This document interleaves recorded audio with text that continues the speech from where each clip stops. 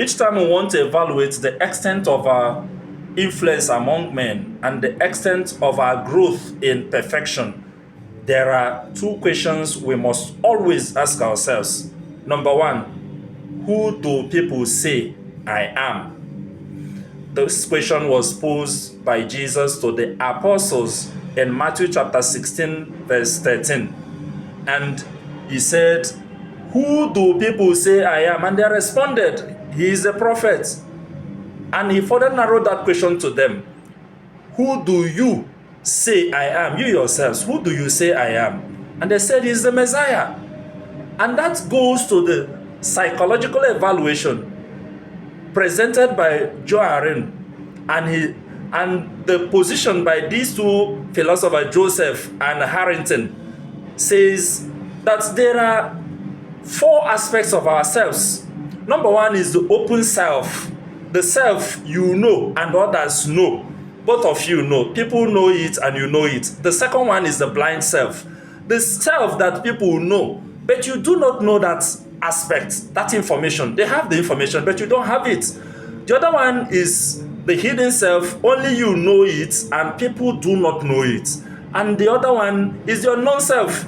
Only God knows it, you do not know it, others do not know it.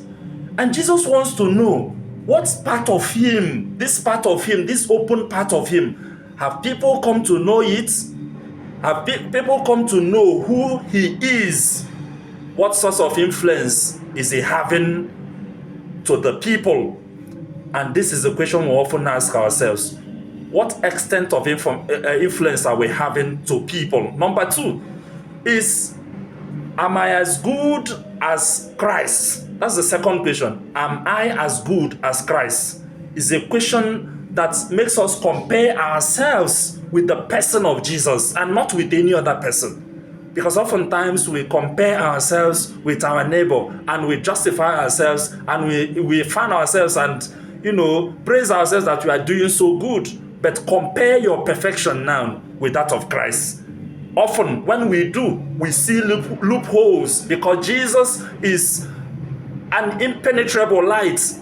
He is all through light. And whenever we draw near to him, we see our imperfections.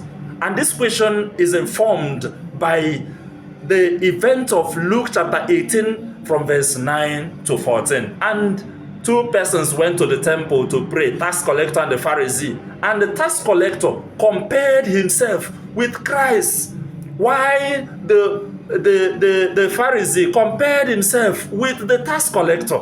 And that's why he went on to pray. Such a prayer that in a way that justifies him.